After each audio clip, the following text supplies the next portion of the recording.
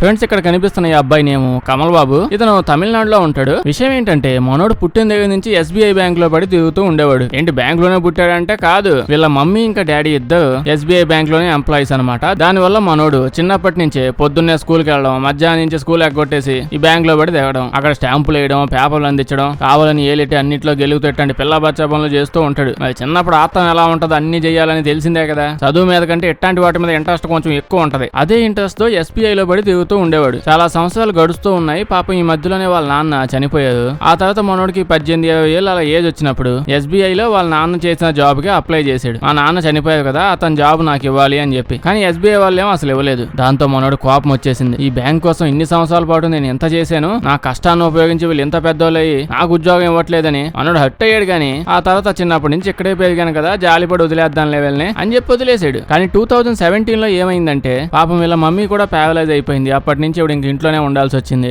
ఆవిడ కూడా ఉద్యోగం లేదు. ఇప్పుడు ఆవిడ ఉద్యోగం కోసం ట్రై చేస్తే ఆ ఉద్యోగం కూడా రాలేదు. ఈడైనా మాటి మాటికి ఆ SBI బ్యాంక్ లో పెట్టి దొరకకపోతే మెదలకుండా సైలెంట్ గా పక్కనే ఇంకో కోచింగ్ సెంటర్ పోయినా ఈ పాటికి SBI కాకపోయినా HDFCలు ఏదో బ్యాంక్ లో ఉద్యోగం వచ్చేసి ఉండేది. అయితే మనోడికి ఇప్పుడు అసలు ఏం చేయాలో ఏం అర్థం కావట్లేదు. దాని తర్వాత ఇన్ని సిచ్యువేషన్స్ అయ్యాక, ఎందుకంటే ఈ జీవితమే SBI. అప్పటి నుంచి మనోడు ఇంకా మనం ఎవరిని నమ్ముకున్నా బతకలేము, SBIనే నమ్ముకుందామని ఇంటి వెనకాల మంచి ప్లేస్ అద్దెకి తీసుకొని అక్కడ SBI కంపెనీ పెట్టేశాడు. ఏంది SBI నేమ్ వాడుకున్నాం అనుకుంటున్నా, అంత లేదు. ఇటు SBI బ్యాంకే పెట్టేశాడు. అడ్మిషన్లు గేమిషన్లు అవన్నీ ఏం లేవు. డైరెక్ట్ గా అక్కడ ఒక బిల్డింగ్ కట్టి పడేసి అందులోనే SBI బ్యాంక్ పెట్టి పడేశాడు. మనోడికి అసలే చిన్నప్పటి నుంచి SBI లో పడి దొరికిన అనుభవం చాలా ఉంది. దాని వల్ల లోపల స్టాంపులు ఎలా ఉంటాయి, ఆ కాగితాలు విత్డ్రాల్వి అంటే పేపర్ వర్క్ కోసం కావాల్సిన పేపర్స్ అన్ని ఎలా ఉంటాయి, మొత్తం మనోడికి ఫుల్ గా బాగా తెలుసు. అతని ఫ్రెండ్స్ ఒక ఇద్దరు నేర్చుకొని వచ్చి ఇలాంటి పేపర్స్ అన్ని స్టాంపులు నకిలీ అన్ని తయారు చేయించుకున్నాడు. వాళ్ళకి ఇలా ఏదో కాగితాలు అవి ఇవి కొనేసి పెట్టడం కాదు, SBI లోకర్లు, దాంతో పాటు చాలా కంప్యూటర్స్ అవన్నీ కొనిపడేసి లోపల వాడడం స్టార్ట్ చేశాడు. దాని బదులు వీడంతా ఇవన్నీ తీసుకెళ్లి ఒక మంచి షాప్ పెట్టుకుని ఈ తెలివితేటలన్నీ ఆడ ఉపయోగించుంటే ఇప్పటికి లక్షలు సంపాదించేవాడేమో. బ్యాంక్ స్టార్ట్ చేశాడు కదా, ఇప్పుడు బ్యాంక్ స్టార్ట్ చేసి నడుపుతూనే ఉన్నాడు. 3 నెలలు అయిపోయింది. బ్యాంక్ దిట్టంగా నడుపుతున్నాడు వీడు. చాలా మంది కస్టమర్లు వేరే బ్రాంచ్ల దగ్గరికి వెళ్ళి ఈ బ్రాంచ్ పక్కనే మాకు ఇంకో SBI బ్రాంచ్ ఉంది, వాళ్ళు అక్కడ ఉన్న వాళ్ళు చాలా బాగా పనిచేస్తున్నారు, ఇక్కడ మాకు అంత వర్క్ జరగట్లేదు, మేము అందరం ఆ బ్రాంచ్ కి షిఫ్ట్ అవుతామని చెప్పి కస్టమర్లు అందరూ వెళ్ళి మిగతా బ్రాంచ్ వాళ్ళని అడిగారంట. దాంతో బ్యాంక్ వాళ్ళు ఇదేం బ్రాంచ్ అని చూస్తే అప్పుడు ఇంకా మొత్తం విషయం అంతా బయటపడిపోయింది. అప్పుడు వెళ్ళి వీళ్ళందరినీ ఇంకా అరెస్ట్ చేశారు. కానీ అరెస్ట్ చేసిన వెంటనే మనోడికి బెయిల్ కూడా ఇచ్చేసారు. ఎందుకంటే మనోడు ఒక్క రూపాయి కూడా జనాల దగ్గర కస్టమర్ల దగ్గర ఎటువంటి ఫ్రాడ్ చేయడం కొట్టేయడం ఏమీ చేయలేదు. జస్ట్ బ్యాంకింగ్ సర్వీసెస్ మాత్రమే ఇస్తున్నాడు. డబ్బులు తీసుకుంటాడు, డిపాజిట్ చేస్తాడు, మీకు కావాలంటే అవసరమైనప్పుడు ఇచ్చేస్తాడు, FD చేస్తే వడ్డీ ఇస్తాడు. అంతే. మనోడికి ఎటువంటి దురుద్దేశాలు అసలు లేవు. జస్ట్ SBI బ్యాంక్ పెట్టాలంతే. మంచితనంలో ఇదో రకం మంచితనం అనమాట. ఈ టైప్ మంచితనం ఉంటుందని నేను ఎప్పుడు ఎక్స్పెక్ట్ చేయలేదు అసలు. మీరు ఎప్పుడైనా చూసారా? కామెంట్స్ చెప్పండి. ఫ్రెండ్స్, మేము ఎప్పుడైనా ఈ పిచ్చుకలు గానీ పక్షులు అన్ని రకరకాలు ఉంటాయి కదా, ఇవి సిగరెట్లు కాల్చడం ఎప్పుడైనా చూసారా? ఓకే, మరి అంత లోతుగా వద్దులే గానీ ఇవి సిగరెట్లు ఎత్తకపోవడం ఎప్పుడైనా చూసారా? అప్పుడప్పుడు గమనించండి, ఖచ్చితంగా చూస్తారు. ఈ పిచ్చుకలు కొన్ని పక్షులు అయితే సిగరెట్లు ఎవరెవరు తాగుతున్నారో వాళ్ళని ఫాలో అవుతూ వాళ్ళ వెనకాల తిరుగుతా ఉంటాయి. పొడిచే సిగరెట్లు ఆగడానికి కాదు, ఎందుకంటే వాళ్ళు తాగి పడేసిన సిగరెట్లు ఎత్తపోదామని. సిగరెట్ లో నికోటిన్ తో పాటు కొన్ని రకాల కెమికల్స్ ఉంటాయి. ఆ సిగరెట్ బయట అలా ఉంటే హానికరం గానీ గొంతులోకి వెళ్తే మాత్రం గొంతులో హానికరం గానీ బయట ఉంటే మాత్రం అవి పెస్టిసైడ్స్ లా బాగా పనిచేస్తాయంట. అవి చాలా బెస్ట్ పెస్టిసైడ్స్. అప్పుడప్పుడు ఈ పిచ్చి గూడ్లు పక్షి గూడ్లు ఏమైనా చూడండి, అందులో మీకు సిగరెట్ పేకలు కూడా దొరుకుతాయి. ఎవరు తాగుతున్న వాళ్ళని ఫాలో అయ్యి వెంటనే తీసుకొచ్చి వాటి గూడు లోపల పడేస్తూ పెట్టుకుంటాయి. ముఖ్యంగా పిల్లల్ని పెట్టేటప్పుడు గుడ్లు పెట్టడం ఇట్లాంటివి చేసేటప్పుడు ఖచ్చితంగా ముందు తీసుకొచ్చి సిగరెట్ లాగా వేస్తాయి. ఎందుకంటే గూడు లోపల క్రిములు కీటకాలు ఇట్లాంటివి వస్తే ఈ సిగరెట్ల వల్ల అవి చనిపోతాయంట. ఇంక ఈ వీడియో చూస్తే నా కోసం తాగట్లేదు, నేను ఈ పక్షులు వాటి ఫ్యామిలీని రక్షించడానికి తాగుతున్నామని అంటావేమో ఇంకంతా. ఫ్రెండ్స్, మీకు తెలుసా సెక్షన్ 1951 ప్రకారం మీరు మీ బండిని చాలా బాగా చూసుకోవాలి, లేకపోతే ఈ టైంలో ఎవరు వచ్చైనా తీసుకెళ్ళగలరు. అబ్బాయి నేనేం జోక్ చెప్పట్లా. మీ దగ్గర కారు ఉంటే, నా దగ్గర ఎట్టాగు లేదులేండి, ఒకవేళ మీ దగ్గర ఉంటే జాగ్రత్తగా చూసుకోండి, ముఖ్యంగా ఈ ఎలక్షన్ టైంలో. ఎందుకంటే నేను చెప్పిన సెక్షన్ ప్రకారం ఎమర్జెన్సీ సిచ్యువేషన్స్ అప్పుడు పెద్ద అథారిటీస్ ఎవరైనా వాళ్ళకి వెంటనే బండి అవసరం అయితే వచ్చి మిమ్మల్ని అడిగితే మీ బండి మీద వెంటనే ఖచ్చితంగా ఇవ్వాల్సిందే. ఆ గవర్నమెంట్ ఆఫీసర్స్ వచ్చి అడిగితే మళ్ళీ అది నా హక్కు, పవర్ హక్కు, నా బండి అది ఇది అనడానికి లేదు, ఇవ్వాల్సిందే. అంటే ఎమర్జెన్సీలు అంటే ఇలాంటి ఎలక్షన్లు, న్యాచురల్ డిజాస్టర్స్ ఇలాంటివన్నీ జరుగుతున్నప్పుడు మెయిన్ గా వీళ్ళు SUVలు, ఇన్నోవాలు ఇట్లాంటివి పెద్ద ఉంటే, అది కూడా తెల్ల బళ్ళు ఉన్నాయనుకోండి, అవి ఎక్కువగా ప్రిఫర్ చేస్తుంటారంట. దూరంగా చూడగానే అబ్బా వాడు కాదు భలే ఉంది ఎత్తుకొచ్చేయండి అంటే ఇంకెళ్ళిపోవాల్సిందే. ఇంకా క్యాబ్లు అవన్నీ ఉన్నాయితే వెనక ముందు కూడా ఆలోచించదు, వెంటనే వీళ్ళు కూర్చునిపోయి ఆల్రెడీ డ్రైవర్ కూడా ఉంటాడు కాబట్టి డ్రైవర్ తో పాటు బండిని తీసుకుని వెళ్ళిపోతారు. ఇలాగా పెద్ద డిజాస్టర్స్ ఏమైనా జరిగినప్పుడే లేండి, అది కూడా గవర్నమెంట్ ఆఫీసర్సే. ఎమ్మెల్యే అనుచరులు, MP అనుచరులు వీళ్ళు వచ్చి కాళ్ళు ఎత్తపోతామంటే అంత సీన్ లేదు, అదంతా ఇల్లీగల్. మెయిన్ గవర్నమెంట్ ఆఫీసర్ వచ్చినప్పుడే అలా తీసుకోవచ్చు రూల్స్ ని బట్టి. అయితే వాళ్ళు ఈ బండి తీసుకెళ్ళినందుకు వాళ్ళు డబ్బులు ఇస్తారులేండి, అదేం కాదు. క్యాబ్ లో అయితే ఇంకేం హ్యాపీ, కానీ మిగతా వాళ్ళు ఒప్పుకోరు కదా. కొన్ని స్టేట్లలో అయితే అలాంటి సిచ్యువేషన్ లో ఏ బండికి ఎంత డబ్బులు ఇస్తారో ఆ పాయింట్ కూడా డిసైడ్ చేసి పెట్టుకున్నారంట వాళ్ళు, 2000 3000 అని చెప్పి. ఎంతైనా ఎలక్షన్ టైం కదా, ఎమర్జెన్సీకి అన్ని ఫిక్స్ చేసేసారు. మీ బండిని జాగ్రత్త చూసుకోండి, ఏడాది తిప్పుతారు.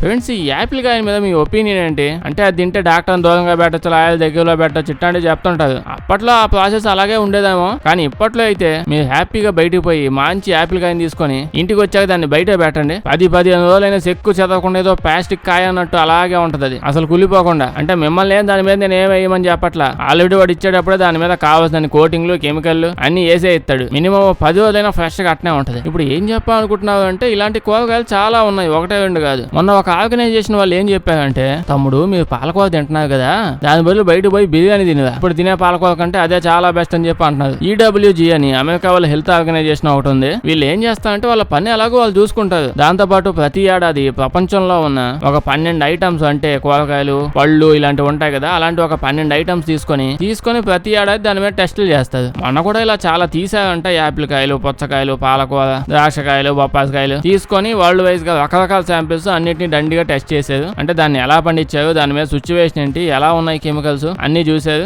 యాపిల్స్ కాయలు యాజ్ యూజువల్ గా ఎక్స్పెక్ట్ చేసినట్టే ఉంది అంతా. అది యాపిల్ కాయ కాదు కెమికల్ కాయ అని చెప్పి డిక్లేర్ చేసేసారు. మొదటి నుంచి దాని స్టేటస్ అలాగే ఉంది. కానీ పాలకూర మాత్రం ఇప్పుడు దాన్ని డామినేట్ చేసే విధంగా బీభత్సంగా దాని మీద 100-200 రకాల పెస్టిసైడ్స్ ప్రపంచంలో అన్ని చోట్ల బ్యాన్ చేసిన వాటిని కూడా వేసేసి వాటిని అమ్మి పడేస్తున్నారంట. బయట తింటే ఫుడ్ ఎలాగో పోతా ఉంటారు, ఇప్పుడు ఇంట్లో వండుకొని తిన్నా పోతారా అని చెప్తున్నారు. సో మొత్తం మీద మీరు కన్ఫర్మ్ గా పోతారా అని చెప్పి అంటున్నారు అందరూ. ఇంకేం చేస్తాం, అన్ని తినేసే బాధం.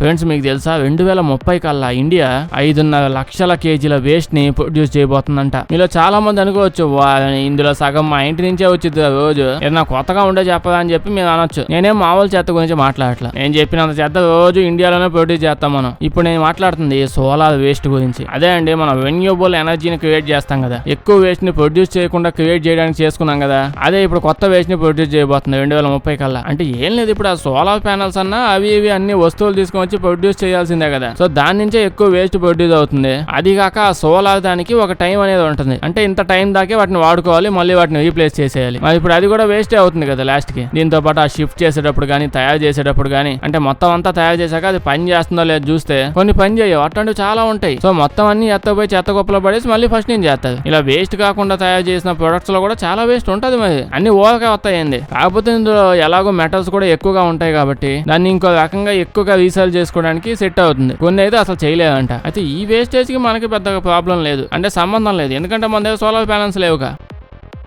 ఫ్రెండ్స్, చిన్నప్పుడు ఈ యాడ్ విని ఉంటారు. అయితే మరి ఈ వీడియోని ఇప్పుడు మీరు చూస్తుంటే మీ చిన్నప్పుడు అయితే నేనేం చేయలేను. 90s కిడ్స్ చిన్నప్పుడు యాడ్ చూసి ఉంటారు కదా, విక్స్ వాడిది ఉంటది కదా, విక్స్ తీసుకోండి కిచ్ పోగొట్టుకోండి అని. ఈ విక్స్ వాళ్ళకి స్టార్టింగ్ ఇండియాలో వచ్చినప్పుడు, అంటే ఇండియాలో స్టార్ట్ చేసినప్పుడు పాపం చాలా ప్రాబ్లమ్స్ వచ్చాయి. స్టార్టింగ్ లో ఏమైందంటే విక్స్ వాళ్ళు అంతా తెచ్చారు, మంచి విక్స్ తీయగా పుల్లగా టేస్ట్ ఏదో ఉంటది కదా, గొంతు కూడా బాగా చేస్తుందని దాన్ని ఇంట్రడ్యూస్ చేసి ఇండియాలో రిజిస్ట్రేషన్ ఎల్లోపాతిక్ డ్రగ్ గా రిజిస్ట్రేషన్ చేశారు. అయితే తీసుకొచ్చాక ఈ టైప్ ఆఫ్ టాబ్లెట్లు అయితే ఖచ్చితంగా మెడికల్ షాప్స్ లో మాత్రమే అమ్మాలి. అప్పట్లో రూల్స్ అవి. అంటే ఇప్పుడు మనం విక్స్ చూసుకుంటే ఎక్కడ పడితే అక్కడ అమ్ముతారు, నార్మల్ డబ్బాలు పెట్టుకుని కిరాణా షాప్ లో కూడా అమ్ముతారు. కానీ అప్పట్లో దానికి ఉన్న రెగ్యులేషన్ రూల్స్ ను బట్టి ఓన్లీ మెడికల్ షాప్ లో మాత్రమే అమ్మాలి. ఇది ఇంకా సరిపోవట్లేదు అన్నట్టు పాపం వాళ్ళకి అటు సైడ్ ఇంకా ఫార్మసీ మెయిన్ డిపార్ట్మెంట్ వాళ్ళు ఉంటారు కదా, మాకు దాని మీద ఎక్కువ మార్జిన్ కావాలి, 50% మార్జిన్ మాకే ఇవ్వాలి, లేకపోతే మేము అమ్మే ఛాన్స్ లేదని చెప్పి గోల్ చేయడం మొదలు పెట్టారు. దాంతో ఇంకా వీళ్ళు ఇట్టయితే మనం అడక్క తినాల్సి వస్తుంది అని చెప్పి మంచి టీం అంతా వేసుకుంటే వాళ్ళు ఒక ప్లాన్ ఇచ్చారు. అదేంటంటే, ఎందుకుగా మీరు ఆ డ్రగ్ ఈ డ్రగ్ అని చెప్పి ఏదో నేములన్నీ పెట్టుకుని అమ్ముతున్నారు, దీన్ని ఇది ఆయుర్వేదిక్ అని చెప్పి అమ్మండి. ఆయుర్వేదిక్ అయితే మీరు ఎక్కడైనా అమ్ముకోవచ్చు, మెడికల్ షాప్ లో కిరాణా షాప్ లో కాదు, ఓ చెట్టు కింద బంతి వేసుకుని టేబుల్ ఎట్టి అక్కడైనా అమ్ముకోవచ్చు, ఎవరు ఆపలేదు. దీంతో పాటు మందుల షాప్ వాళ్ళు ఎక్స్ట్రా మార్జిన్లు అడుగుతున్నారు, అది కూడా ఇవ్వాల్సిన పని లేదు. ఇప్పుడు అక్కడ దాకా వీళ్ళ కథ సుఖాంతం అయింది, కానీ అక్కడతో ఆగిపోలేదు. కష్టాలన్నీ పోయినా ఇప్పుడు వీళ్ళు ప్రోడక్ట్ తీసుకొని వచ్చాక జనాలకు తెలియాలి కదా, షాప్ లో పెడితే సరిపోదు, మంచి అడ్వర్టైజింగ్ కావాలి. అయితే ఏం చేద్దామని అందరూ తెగ ఆలోచించారు. ఆలోచించాక లాస్ట్ కి ఇంకా ఎందుకుగా అంత ఆలోచించడం, మనకంటే మంచి యాడ్లు చేసేవాళ్ళు చాలా మంది ఉన్నారు కదా, ఎవడు బెస్ట్ యాడ్లు చేస్తున్నారు చూడండి, అదే కాపీ కొట్టేద్దాం అని డిసైడ్ అయ్యి చూస్తే జపాన్ వాడు అప్పుడే మంచి యాడ్ అవుట్ చేసుకున్నాడు. వాళ్ళ ప్రోడక్ట్ కూడా సేమ్ ఇలాంటిదే, విక్స్ టైప్ ఏదో మింగేదంతా. వాళ్ళు ఇందాక చెప్పాం కదా, సేమ్ అలాంటి ట్యాగ్ లైన్ సాంగ్ అలాగే ఉండేది, కాకపోతే కిచ్చి బదులు అహంబగ్ అనేవాళ్ళు. అంటే విక్స్ తీసుకోండి అహంబగ్ పోగొట్టండి అనేవాళ్ళు. మన వాళ్ళు అహంబగ్ అనేది తీసేసి కిచ్ అని చెప్పి పెట్టారు. కొంచెం క్యాచీ వర్డ్ లా ఉంటది కదా కిచ్, అందుకే పెట్టారు విక్స్ తీసుకోండి కిచ్ పోగొట్టండి అని. సో ఇలా సేమ్ అదే యాడ్ ని వాళ్ళు తీసుకొని జెరాక్స్ కాపీలో కాపీ తీసి ఎవరి లాంగ్వేజ్ లో వాళ్ళు మళ్ళీ ట్రాన్స్ఫర్ చేసుకొని పిచ్చి కొట్టుడు ఎక్కడ చూసిన అదే యాడ్ అనే అనే రేంజ్ లో ఫుల్ గా చేశారు. ఒక్క దెబ్బకి ఫేమస్ అయిపోయింది. అసలు అది వచ్చి రాగానే ఆ యాడ్లు రిలీజ్ అవ్వగానే మార్కెట్ లో సగం మార్కెట్ ని వీళ్ళు లాగిపడేశారు. ఆ యాడ్ అంత ఫేమస్ అయిపోయింది.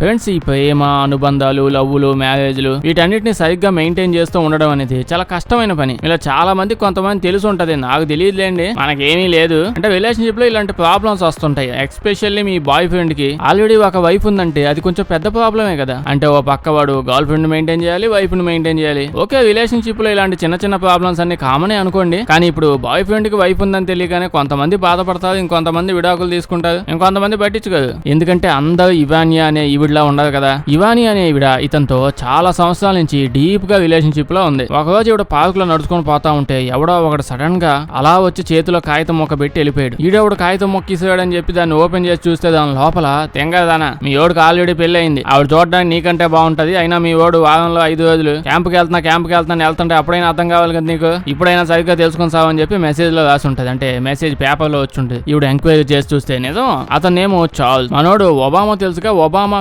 కంపెనీలో, ఆ కంపెనీ అంటే అదే అతని దగ్గర టెక్నాలజీ అడ్వైజర్ అనమాట. చూస్తుంటే వీళ్ళిద్దరు కొంచెం అన్నదమ్ముల్లా కనిపిస్తున్నారు అనుకోండి. మనోడైతే ఇతని దగ్గర టెక్నాలజీ అడ్వైజర్. అయినా ప్రెసిడెంట్ దగ్గర పనిచేస్తే ఈ గబ్బు పని వీడికి ఎందుకు చేయాలనిపించిందో. అంటే దొరికితే మామూలు జనాలకి ఉండేదానికంటే డబుల్ బాజా ఉంటది కదా. ఇప్పుడు దొరికేసాడు. ఈవిడ చాలా రోజులు ఆలోచించింది. వీడిని మామూలుగా వదిలేసి ఏదో తిట్టు వదిలేస్తే నేను అంత సాటిస్ఫాక్షన్ అవ్వను, మనం పెద్దగా ఏమైనా చేసి అదరగొడదామని చెప్పి అప్పట్లోనే దాదాపు 20 కోట్లకు పైగా డబ్బులు ఖర్చు పెట్టింది. వాడిని లేపేయడానికి ఇన్ని డబ్బులు ఎందుకు అంటే లేపేయడానికి కాదు. ఈవిడ దాదాపు యుఎస్ఏ లో ఉన్న బిల్ బోర్డ్స్ పెద్ద పెద్ద పోస్టర్లు అంటిస్తూ ఉంటారు కదా, వాటన్నిటిని కొనిపడేసిందంట. ఎక్కడ పెడితే అక్కడ. టైమ్ స్క్వేర్ తెలుసు కదా, చాలా బిజీగా ఉంటది, అక్కడ కూడా పెట్టి పడేసింది. ఏం పెట్టిందిగా అంటే అతనిది ఇంకా అతని యొక్క వైఫ్ ది ఫోటో పెట్టి వాళ్ళిద్దరు పేర్లు పెట్టి దాని కింద ఒక వెబ్సైట్ లింక్ పెట్టింది. అంతే, ఇంకేం ఉండదు. ఎక్కడ చూసినా సేమ్ ఇదే బిల్ బోర్డు. స్టార్టింగ్ లో జనాలకు అర్థం కాలేదు, ఎవడో ఇట్ట పోస్టర్ అంటించాడు, అసలు ఇడు ఏం చెప్పాలనుకుంటున్నాడు అని చెప్పి చూసిన వాళ్ళందరూ అక్కడ ఉన్న వెబ్సైట్ లోపలికి వెళ్ళి చూడడం మొదలు పెట్టారు. ఇంకా ఏముందా లోపలని. ఏముంది లోపలికి వెళ్తే అతని యొక్క అఫైర్ డీటెయిల్స్, ఇతని యొక్క వైఫ్ యొక్క ఫోటోలు, వాళ్ళు దిగిన వెకేషన్ ట్రిప్లు, లవ్ లెటర్లు మొత్తం అన్ని పెట్టేసింది. అక్కడి నుంచి పాపం వాడికి ఎక్కడ తల పెట్టుకుని తిరగాలి అర్థం కాలేదు. ఉద్యోగం ఎలాగో పోయింది అనుకోండి. మరి ఉద్యోగం ఎలా పోయిందో నాకు తెలియదు. ఈడే రిజైన్ చేసాడో వాళ్ళు తీసేశారు నాకు తెలిసి. ఆ తర్వాత కొన్ని సంవత్సరాల పాటు ఇతను మాయమైపోయి ఉండుంటాడు. రకరకాల రివెంజ్లు చూశాను కానీ ఇంత రేంజ్ లో చూడలేదండి. మీరేమంటారు దీని గురించి కామెంట్స్ లో చెప్పండి. వీడియో నచ్చుంటే లైక్ చేయడం మర్చిపోకండి. ఇలాంటి వీడియోలు ఇంకా కావాలంటే మన ఛానల్ చెక్ చేసి చూడండి. బాగా నచ్చితే మీ ఫ్రెండ్స్ షేర్ చేయండి. సబ్స్క్రైబ్ చేసి పక్కన గంట కొట్టడం మర్చిపోద్దు, లేకపోతే వీడియో పెట్టినప్పుడు నోటిఫికేషన్స్ రావు. Thank you.